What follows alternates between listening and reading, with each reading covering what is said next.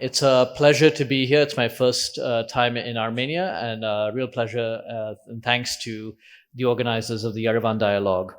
I'm based in the United States, but I'm from India. And as some of you may know, India, during the height of the Cold War between the US and Soviet Union, was a country that was non-aligned and tried to have good relations with both the Western and the Eastern Bloc.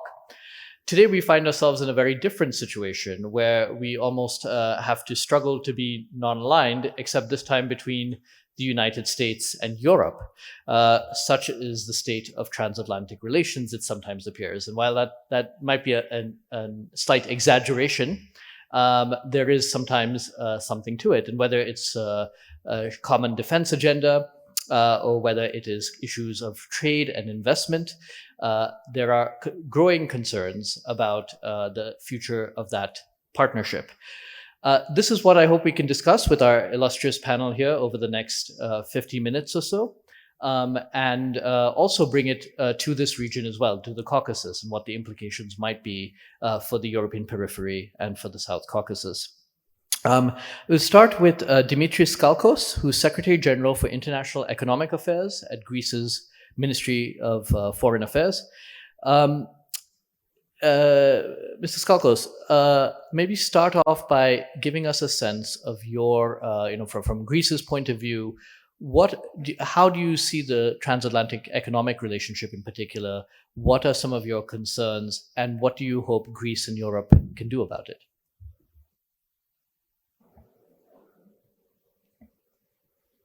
Thank you so much. First, allow me to thank the organizers for the opportunity to participate in such a panel with distinguished speakers. I will try to answer your question by following a macro approach. And I would say that for the last about 80 years, in the post-war world, Europe relied for its security, but also for its economic prosperity, to the United States. If we follow the international relations theory of hegemonic stability, this is something I do, we see that an open and stable economic system requires a hegemonic power to guarantee the protection of basic international public goods, such as monetary stability or free trade. And this was a task that the United States willingly followed. So today, this is not the case anymore. There is a vacuum. Under the new American administration, the rules-based international system is becoming rapidly irrelevant. Geopolitics dominate economic issues, and all economic interdependencies are weaponized. Of course, we have to say that this is not new. This is a trend we see at least for the past 20 years. But the Trump administration acted as a catalyst to these changes. So in this new environment, the European Union, I would say that is facing almost an existential crisis. It's like the ancient Roman god Janus with the two faces, one looking to the future, the other to the past. It is the god of transitions. So now it is time for Europe to make hard choices that they will define its future. Actually, as the President of European Commission, Ursula von der Leyen, said some months ago, the next 5 months will be decisive for the future of the European Union for the next 5 decades. So it is necessary for the European Union to act as one, to try to become, as it should, a global superpower. Otherwise, it faces a great danger to be permanently marginalized. To do that, we have to try for more as we say, strategic autonomy. Of course, right now, strategic autonomy is, I would say, more of a vague concept than some realized political action. By strategic autonomy, we mean that we need to be less dependent, not only to China, but also to United States in a number of critical goods, critical infrastructure, critical supply chains, and of course, key technologies. Of course, at the same time, we have, in this context of strategic autonomy, to try to have a more deepened European single market. The latest LETA report made some valuable proposals in this issue, and of course, we have to try to boost the competitiveness of the European economy by enhancing innovation, technological sovereignty, industrial productivity. Again, the Draghi report some months ago made some equal significant proposals. So I would say one last thing. We are far away from this moment because right now the timing, it seems that it is not so good for European Union member states. We have the rising of populism. We have the internal politics of big countries like France and Germany. On the other side of things, we have to be optimist because one thing that the European Union knows for sure is the art of compromise. And as many says, crisis brings reforms. So I think in the end, if we try to have a common stance, to speak with one voice, and I have to say that what I have seen the last months participating in European fora and foreign affairs councils, I understand that almost all the leaders of European Union member states follow this pattern. So in the end, I'm optimistic. Thank you. Turning from, you portrayed presented a sort of grim picture of a sort of a fracturing transatlantic relationship, the need for Europe to adopt a more sovereign strategic autonomy. If I can turn to Christian Meszaros, who's Director of Partnerships and Global Affairs at NATO. How do you see things moving forward in the transatlantic relationship, particularly the security partnership? And we have, I believe, a NATO summit coming up in The Hague. What can we expect from the summit that is coming up? Thank you. Thank you very much. And great appreciation to the organizers for inviting NATO and myself here. Just like Prime Minister Fico, I also committed the mistake of not being in Armenia before. This is my first time in Yerevan, and I really appreciate that it is for the Yerevan dialogue. Now, I am going to try to be the optimist on the panel when we talk about transatlantic rift and fundamental difficulties that the Secretary General well portrayed. There are powers in the world that are undermining the rules-based international order. I would first and foremost say Russia and China. However, I believe that there's also, as always, an opportunity there. And NATO, the organization that embodies transatlantic relations, has yet again the opportunity to show that allies can come together and work together.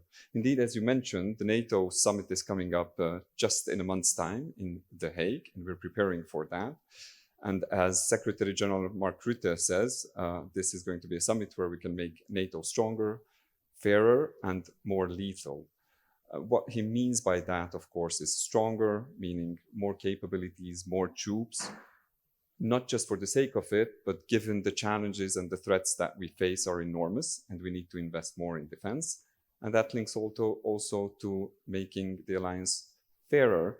That's something that I'm sure Amanda can talk about as well, because successive US administrations have worked on a fairer burden sharing across the Atlantic, ensuring that European allies also invest more in defense and take an equitable share of the burden. And we heard that there are plans on the European side to do just that, including the European Commission's white paper and the rearm plans.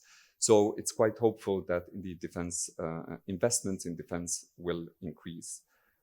The Secretary General also mentioned the importance of defense industrial production, and that will be part of the summit agenda as well. That is something that I think we all recognize now that we need more investments in on our own production, on stockpiling, and making sure that, quite apart from that, we can provide Ukraine the support it needs as it fights Russia's war of aggression against it.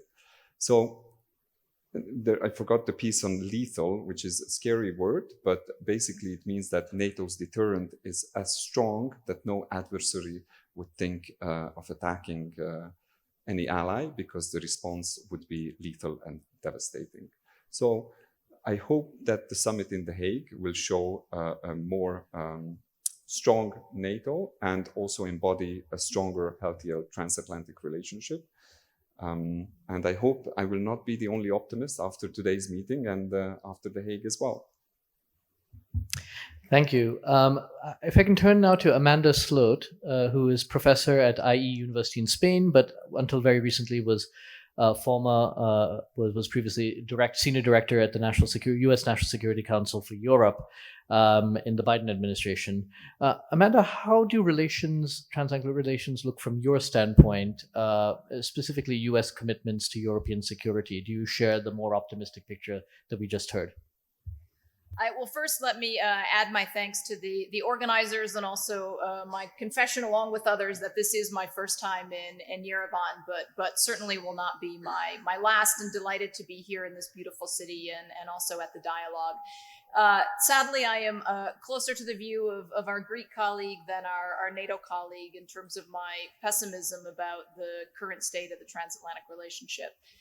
Completely agree that successive presidents, actually going back to Reagan, have tried to encourage the Europeans to do more, to take responsibility for their own European security. And successive presidents have taken various approaches in terms of encouraging, asking nicely, threatening, pleading, cajoling Europeans to do more.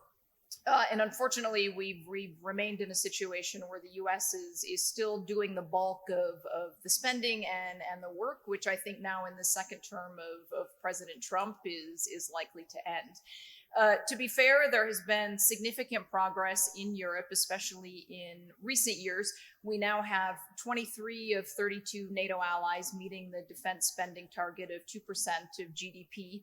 But even with that improvement from 6 countries in 2021, we still only have 2/3 of the countries meeting their current commitments. The EU is taking a number of steps in this direction. As was mentioned, there is now a European Commissioner for Defense. There's a white paper that is addressing some of these issues. And the EU and others have taken a number of steps to help Ukraine over the last couple of years in terms of addressing the war with Russia. That said, I would like to set out 5 questions that concern me about the current trajectory. First is, are European countries actually prepared to spend more money? One of the main items under discussion at the Hague Summit is this idea of now raising the benchmark from 2% to 5%. 3.5% of that would be spent on hard defense capabilities. The other 1.5% could be much more broadly defined. Given that we only have 2/3 of the countries that are meeting the 2%, it does raise the question of, despite the political commitment, whether countries actually are prepared to significantly increase their spending and reach those targets. Second, are countries prepared to invest the money, assuming they are prepared to spend the money, in real capabilities? What we have tended to see in a number of countries over the last few years is some creative accounting in terms of getting to that 2%, including spending that money on salaries. Service members certainly should be paid appropriate salaries, but spending that money on salaries does not improve the capabilities of the alliance. And what we have seen over the last number of years is that where Europe has been lacking is in terms of having its own capabilities. We saw this very clearly in the Libya conflict, where Europeans did not have capabilities such as air refueling, intelligence, capabilities that the US needed to provide.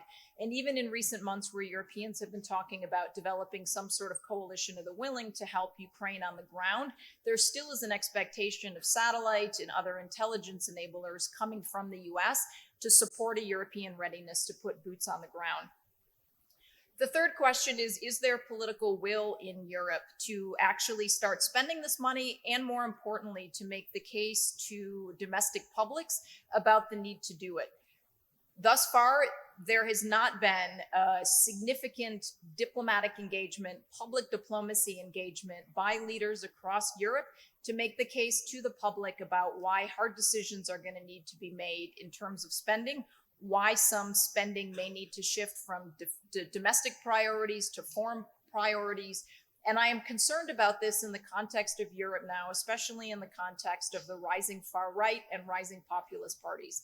It is going to be harder for governments to start making that case while also keeping some of these populist parties at bay. But this is something that European leaders are going to need to start to do. The fourth question is there time? I hear a lot of European leaders now talking about the time is now. I hate to say, the time actually was several years ago, and it is quite late to be starting. One European ambassador in Washington told me that the EU needs a 10-year plan. I pointed out if this 10-year plan had started in 2016, for example, when Trump first came to office, we would now be almost done with that 10-year plan. So again, I am concerned that there is a lot of talk about plans, about papers, about thinking, but what really needs to start happening in Europe is concrete, tangible actions, especially towards capabilities. The other question on this is how much time there is going to be from the US. I think it is very clear that the US administration under Trump is going to start to withdraw in some way from European security. The open question is whether this is going to happen slowly, which is going to give Europe the time that it needs to build up its capabilities, or whether it's going to happen rapidly. And my concern, if it happens rapidly, is that Europe simply is not prepared to respond. The final question is who leads in Europe if there is an American vacuum in leadership? We're starting to see a US withdrawal from a number of organizations and leadership positions across the globe. Historically, since the end of the Second World War, the US has provided a certain amount of glue that has held Europe together. In conflicts like in Libya and Ukraine, there has been some team captain activity by the Europeans to help paper over some of the differences that happen within Europe. And if you don't have that strong US leadership, especially in an organization like NATO, the question is who is going to provide that leadership in Europe? Is it going to be the Franco-German engine? Is it going to be more cooperation between the EU and NATO, although then you have the difficulties given the Cyprus-Turkey relationship? Is it going to be a broader coalition that brings in countries like the UK that are now, of course, out of the EU, Turkey, which has a very sizable and powerful military within NATO, and Ukraine, which is going to be emerging as one of the military mights of Europe after the end of the war. Mm-hmm. Thank you. Thanks for that comprehensive overview, although a pessimistic one for the future of the relationship, and possibly indicating that more action might be needed faster on Europe's side. If I can turn now to Ivan Scalfarotto, who is a member of the Senate of Italy, and who, amongst other things, recently moved a motion for peace between Armenia and Azerbaijan in the legislature. It was rare to hear a Greek official invoke a Roman god, but if I can, in Janos, but if I can turn, do you agree that we're in this period of transition, or are we moving more towards the world of a much more military, a much more security serious Europe? I mean, from Italy's standpoint, and also, what are the implications? If I can bring it to this region, what do you see are the implications of this transatlantic rift, if it is indeed happening, for security in the South Caucasus? Well, first of all, thank you, the organizers. I'm part of the club of the first comers to Yerevan, but one of those who will surely come back. Well, I have to say that I'm part of the pessimists. I joined the other club, again, the club. And I think that basically, as Margaret Thatcher used to say, there is no alternative, TINA. At this moment, we are facing in Europe a completely new situation, which is that we have an open war happening on our soil, something that we thought would never happen. I was in Kiev only a couple of weeks ago, and I had to download an app for my phone. And the day before going, I already had the app installed on my phone. A siren started sounding from my phone, and I was in Milan. And I thought that I would never hear that sound in my lifetime. I thought it belonged to the memories of my grandparents who told me about Second World War. I never came to terms with the idea of someone bombing civilians in Europe. And this is what's happening. And we have a war which is not just between two countries, between Russia and Ukraine. There are two political models which are confronting in Ukraine. We have a liberal democracy that wants to stay as such, a place where you have the rule of law, where you have freedom of speech, freedom of association, you have free elections. I met with the mayor of Kiev while I was there, and the mayor of Kiev is an opponent of President Zelensky, and he agreed it was not time for elections, but there is, at this moment still, in spite of the war, there is a real democracy going on. There is a democratic debate going on in Ukraine. And on the other hand, we have an autocracy, what Anne Applebaum calls a member of Autocracy Inc. We have someone who rules a country where you have no freedom of speech, no freedom of association, where there are fake elections. If there are opponents, they can choose whether they can be shot in their in the hall of their building, or they can be poisoned with Novichok, or can be imprisoned above the polar circle and die there. And the values for which Ukraine is fighting are the European Union values. That's it. The European Union exists because we are the space of the rule of law. We are the space of free education, free welfare. We don't have the death penalty in any of the 27 states of the European Union. And Ukraine wants to join that system, and Putin doesn't want them to join that system. So what it is at stake, it's not just, some territory. The Russian Federation is very large. They don't need any additional land.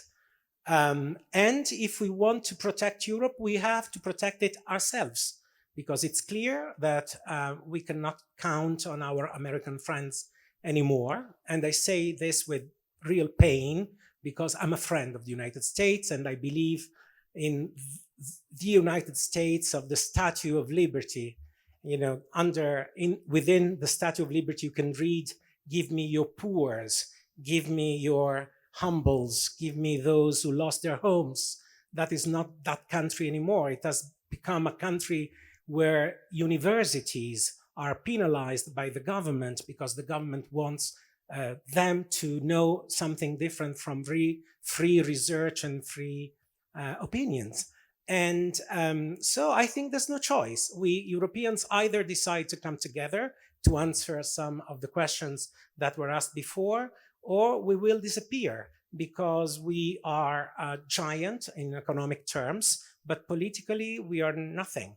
And, in my opinion, the only chance we have to count on the international stage is to come together, because when we become a political superpower, that will be the time in which we will be invited to the table where decisions are made, because we know that we run the risk of having a solution for the Ukrainian war where Europe is not even invited to the table. And I think we should be there. We must be there. And we should remember that we spend more money in defense than the Russians do.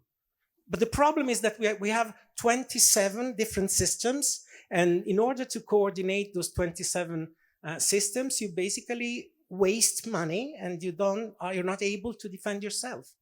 And so this is, I think, what we really need to do. And there are difficulties, there are problems, including the fact that we have interferences within our political system. Look at what has happened in Romania, where the Constitutional Court had to void a popular election because they ascertained that there was an interference from a foreign country. But we have to defend our system because this is our identity, I think. And to come in 1 minute to the situation here in Southern Caucasus, well, I think in this moment of instability, we really don't need another point of crisis. We have Gaza and Israel, we have Ukraine, we have Pakistan and India. Let's not forget that. Two nuclear power confronting each other. We don't need another point of crisis here. And that's the reason why the Italian parliament, all the political forces, both from the opposition and the majority, decided to vote a document encouraging both Azerbaijan and Armenia to talk to each other, to find a solution. And I want to compliment the Prime Minister today to express in such a clear way the attitude of Armenia, who is willing to come to a peaceful solution in order to provide the world with a Southern Caucasus that becomes a source of peace and prosperity for everyone. Because if we really manage to solve the issue here and to create a network, a crossroad of civilizations, but also of economies, of transportation, of connectivity in this part of the world, we can really do something sensible and valuable for the safety and the security of the world itself. Thank you. Thank you. If I can turn now to Jay Kansara, the other American on this panel, and unlike many of us, not a first-time visitor to Armenia, somebody who has been engaged in this region for some time. Jay, how do you see first of all, your thoughts on the transatlantic relationship a little bit, but more specifically, how do you see U.S. engagement with this part of the world changing, if at all? Thank you again to the organizers. This is my third visit to Armenia, so the other panelists have some work to do, except for my colleague who's actually from here. I sincerely enjoy my time here. I believe it is a vibrant society that is in renaissance, and I look forward to all of the achievements of the Armenian people going forward. But to get to the point of discussion today, the primary reason why this panel exists is because there is a crisis in the way America is dealing with Europe. The transatlantic turmoil is actually on both sides of the Atlantic. Right now, for those who may not be aware, the United States Congress is deliberating a budget. There's an inter-party war about how much we are spending and what is that spending going to entail, and defense is a significant proportion of that spending bill. And right now the Republicans in the Senate want to block the House Republicans. So I believe that from what I'm observing here, the lack of consensus at a national state in America is preventing America from having a definitive strategy on Europe.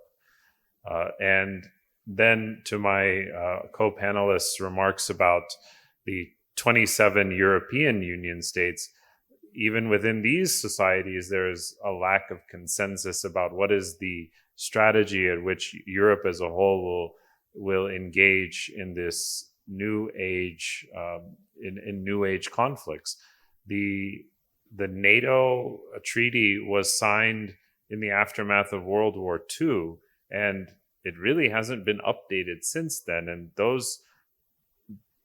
Article 5 is written for a time when tanks were, driving across borders, of which did, happen, of course, in the Ukraine conflict, but it hasn't really been updated to incorporate non-state actors, the issue of cyber and cyber crimes, AI. And I know that the conference to transpire in the coming weeks in The Hague will attempt to address that, but without the ability for groups to countries to have national consensus, their ability to affect change in a multilateral system will also be hindered. And there is significant debate or there's significant concern from the American administration right now as to the direction of European countries in relation to how they are addressing issues of censorship and big tech and similar concerns, which I think all compound this problem. Now, to getting back to there was an original point about the how America sees the South Caucasus. I would say, frankly, America has ignored the South Caucasus.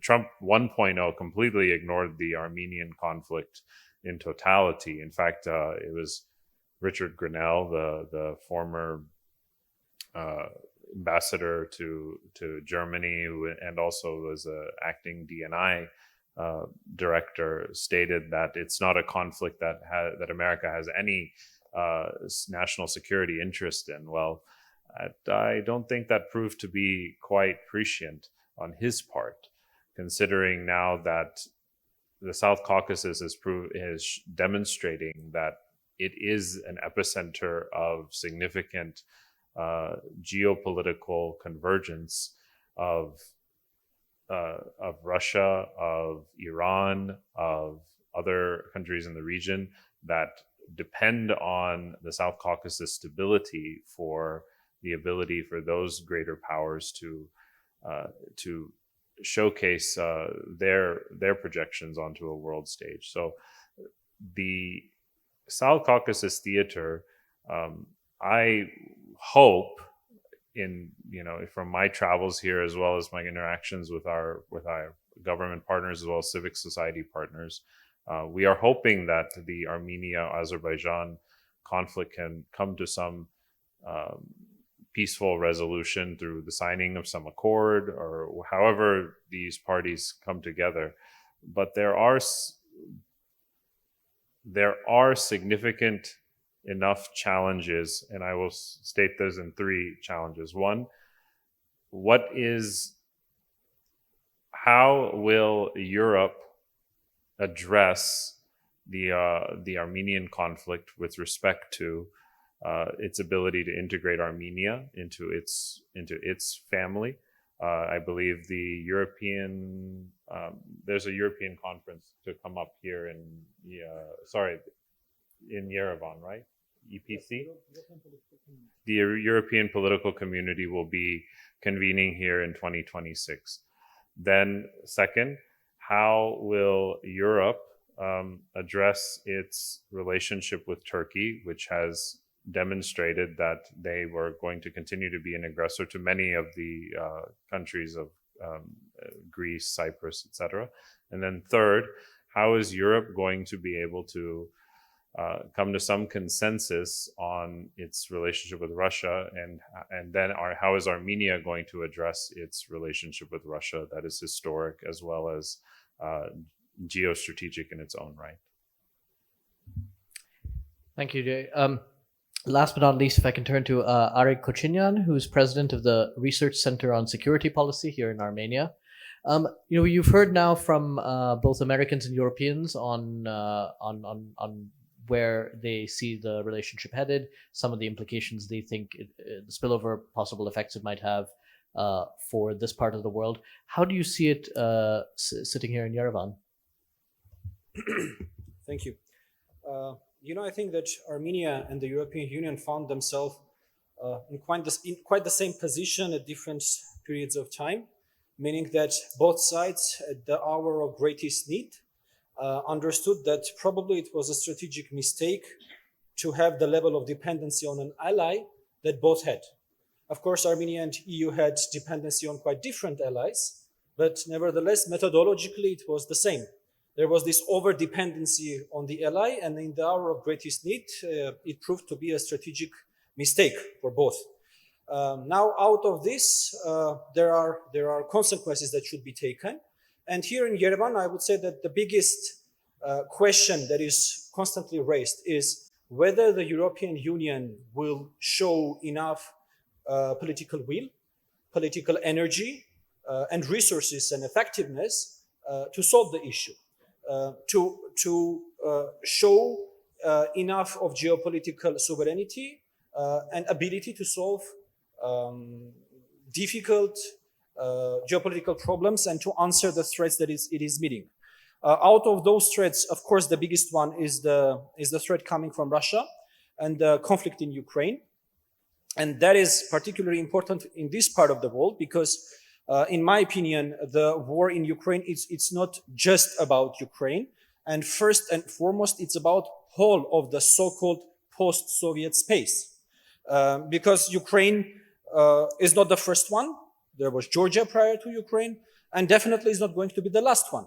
And generally speaking, in all of the so-called post-Soviet republics, there is a growing concern about their future relations with Russia and possible future Russian escalations, attacks, hybrid warfare, and the last one is actually happening in quite of the republics of the post-Soviet space.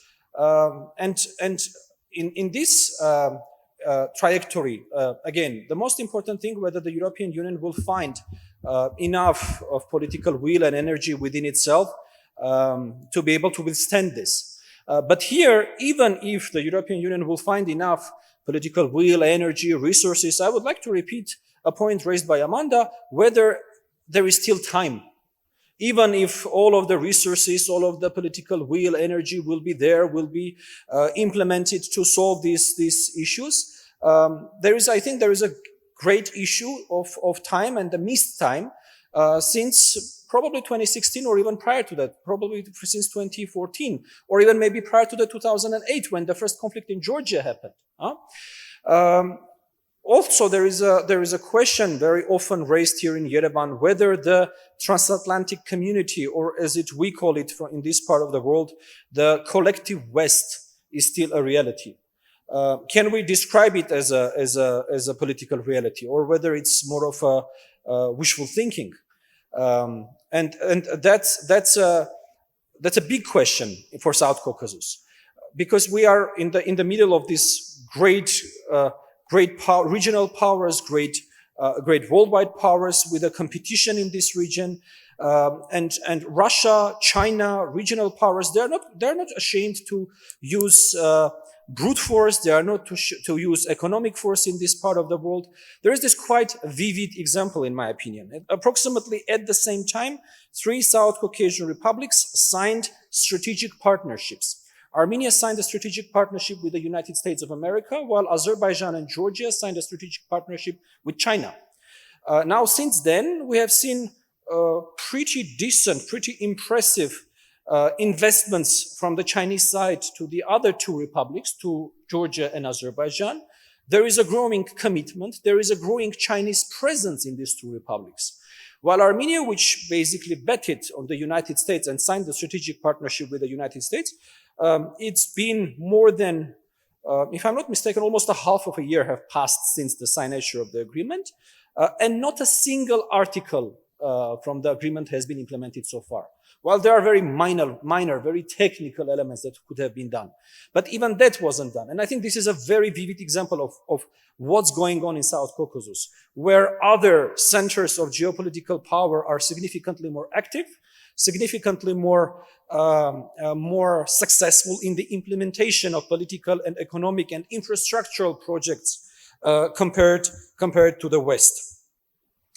And the probably last but not least element is that stability and predictability for this part of the world could be the most important thing. All of the South Caucasus taken together is significantly smaller than Ukraine. I'm not even talking about 3 different republics. And minor changes in the geopolitical chessboard that won't be filled in Brussels or in Washington can have implementation in this part of the world. So the further the international relations deteriorate, the further the transatlantic ties are weakened, I would say that the very first heat and the very first pressure of that happening is on countries I just described, on those smaller powers like Armenia, Georgia, and Azerbaijan. So far, I would say that there is one growing common thing among these three republics. That is this, for at least for two of the three, it's a new concept in foreign policy. That is the foreign policy of diversification. In case of Armenia and in case of Georgia, this was basically a forced decision when both countries understood that continuation of their previous foreign policy is basically a dead end.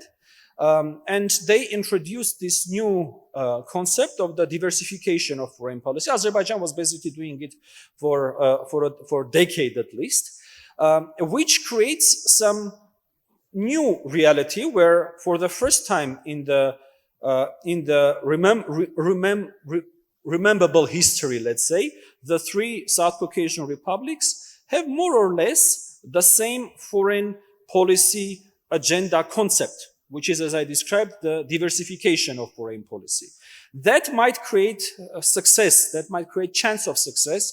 And the very first bird of these processes could be the last meeting in Tbilisi, where the three republics on the level of the deputy foreign ministers had a meeting. Now, if that format would continue, and if there is this growing conversation, growing ability to see and act in the same way to the rapid changes in the world, that might create the additional security belts or additional security pillows, let's say, for the region that it so much lacks in this ever-changing world. Thank you. I think we have about 10 minutes left, and I think what I'll try and do is just have a quick question to each of the panelists, a quick follow-up, and if you could keep your answers to a minute each, I would really appreciate it. Maybe start with Christian, since you're in some ways the outlier on this panel, giving a more positive future for the relationship. One of the sort of inherent tensions for some years now, when it comes to European security, has been, on the one hand, the commitment to NATO, the continuing reliance on the United States for many capabilities by European countries, and yet at the same time calls for change of a sort of common European defense posture. Everyone from President Macron in France to Ursula von der Leyen, when she was German defense minister, have spoken very publicly about this. Where do you see the prospects of NATO, whether it's NATO EU cooperation or other formats? Where do you see that going? Thank you. It's rather funny to be a Hungarian than an optimist, because usually we're described as very pessimists, but then again, I think it's most Central and Eastern Europeans will know that feeling. I think there's great prospect in NATO-EU cooperation, and a lot has been done. As my previous boss, Jens Stoltenberg, used to say, it has been lifted to unprecedented levels. The cooperation he had, that now Secretary General Rutte has with President von der Leyen, President Costa, ensures that the secretariats work together on critical issues like military mobility, making sure we have the right infrastructure for military operations as well. And then we already spoke about the important role the European Union can have to ensure funds that are necessary on a European level for defense. What we should avoid, and I think what everyone, whether member states of the European Union or a member of the alliance would want to avoid, is duplication. Because there's no sense in that. We are already struggling, and Amanda pointed out rightly, of securing the necessary defense budget. Now, if it's duplicated to two organizations, that would be a real issue. Then, if I can just quickly react to a couple of things, and I promise to be short.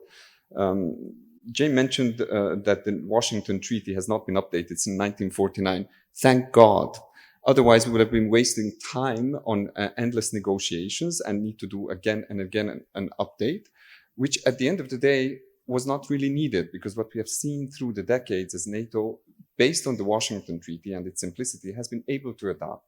It's been able to adapt in the 90s to the conflicts in former Yugoslavia, Bosnia and Herzegovina, Kosovo, and meet that challenge. It's been able to adapt to meet the challenge from Afghanistan and terrorists. NATO is part of the coalition against Daesh.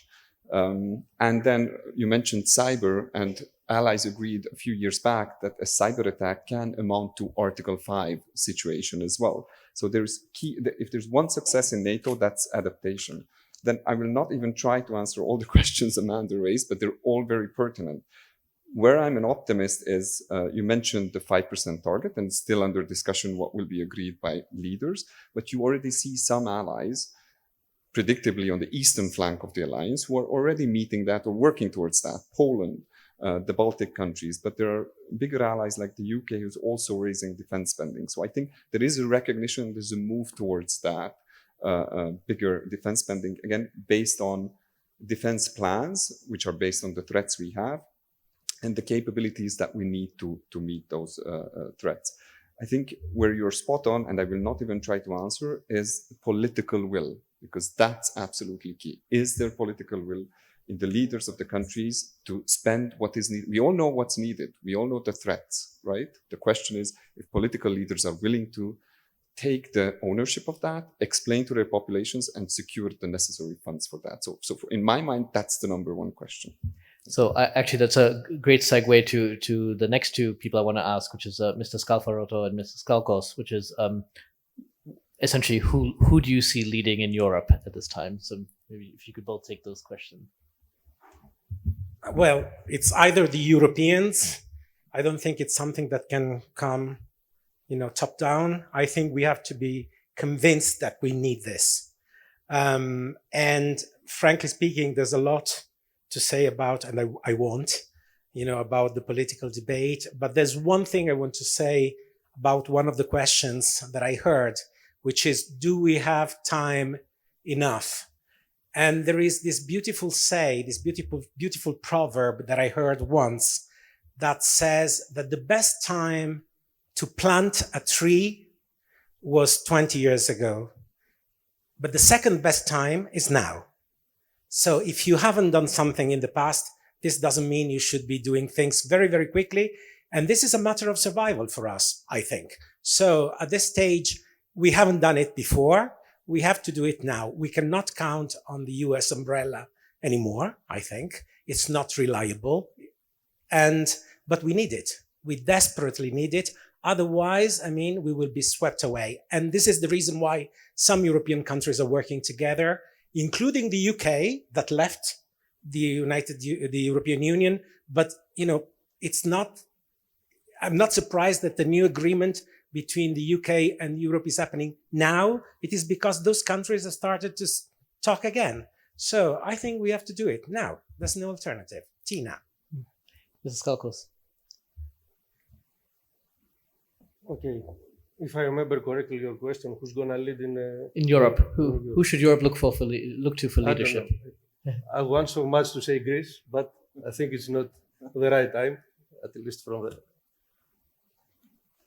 now.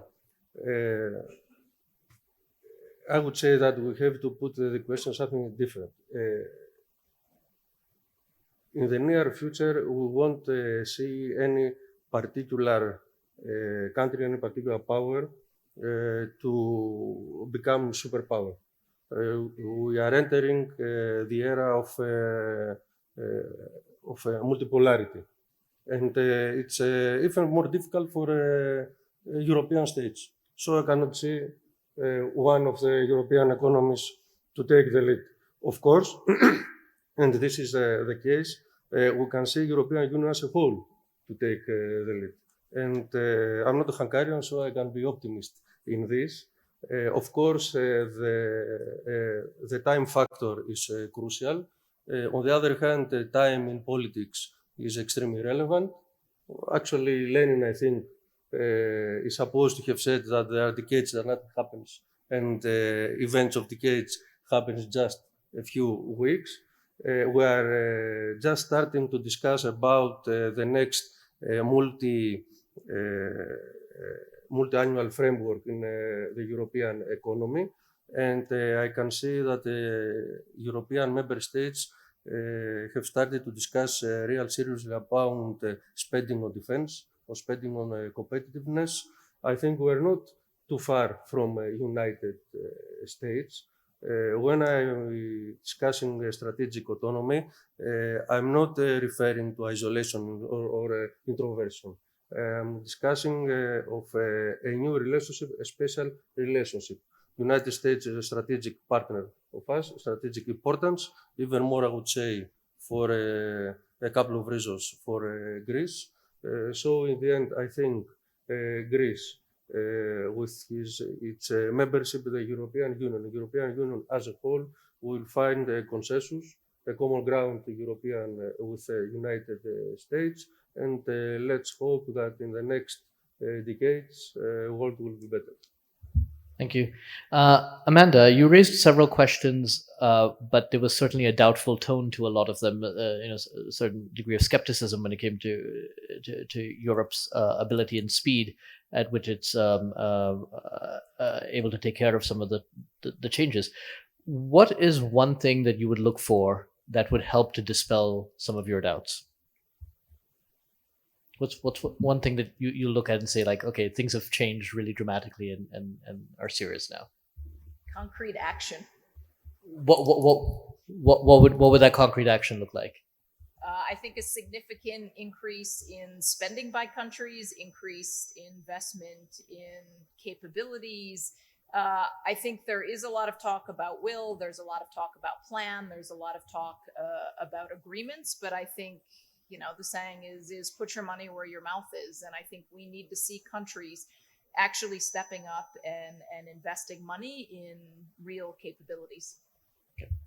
And I just, if I can, one thing I just would take issue with what Jay had said. In my view, the Biden administration was very actively involved in the caucuses. President Biden was the first U.S. president to recognize the Armenian genocide, and there was very active engagement by Secretary of State Tony Blinken, National Security Advisor Jake Sullivan, with their Armenian and Azerbaijani counterparts, which I believe played an important role in moving the negotiations to where they are this morning or today. And it was heartening for me to hear President Pashinyan this morning laying out the fact that there is actually an agreement in paper, which is a significant step forward from where things were when I left government, and I think a very welcome and positive step for the region. Jay, actually, that's transitions to my question for you. What do you think? We heard that the U.S. hasn't really delivered on the strategic partnership that was signed in the Biden administration. What do you think the political appetite is today in the United States to follow through on the strategic partnership with Armenia? So just last week, Secretary of State Marco Rubio actually did lay out a pretty comprehensive overview of what he seeks to achieve in Armenia and in conjunction with Azerbaijan. And I believe that was a positive step, and I think that was bipartisan as well. Both the Republican members and Democratic members of the House and Senate were quite concerned about this. So I think there is appetite, especially as the quote-unquote Christian right seeks to dominate the political space. One of the questions that they had been failing to answer is, how do we allow the first Christian country in the world to just disappear or to be completely eviscerated in various conflicts? So I do think that there is appetite for this now, and I hope that it continues going forward. Last word to Areg. France is one of the largest defense suppliers to Armenia. Do you see an opportunity in Europe's rearmament, however, with all the questions surrounding it, for Armenia to strengthen its own security? Thank you. Prior to that, just one small postscriptum. I've heard the term multipolar world. To me, it doesn't feel multipolar, the world that is being created. It feels like unpolar world that is being created. It doesn't feel that there are a lot of polars. It rather feels that there is no polar around at all. With regards to what can be done on the strengthening, basically, the Armenia-EU relations, and I think that what France is doing should be the example. Because if we want to have stability and peace in South Caucasus, the number one element, the desired minimum for the stability and peace in the South Caucasus is the resilient Armenia. For as long as for Azerbaijan, and consequently to a level for Turkey, it's cheaper to force Armenia into doing something or to attack Armenia to get something, that's the way that they're going to behave. But as soon as Armenia would become resilient enough for it to make sense for Azerbaijan and for Turkey to negotiate with Armenia, we will very much see the negotiations happening. Thus, I would say that the further strengthening of cooperation in military technical, military educational, and further beyond between Armenia and the EU member states would just bring peace and stability to the region. Thank you so much. Please join me in thanking our panelists for this wide-ranging discussion. Thank you.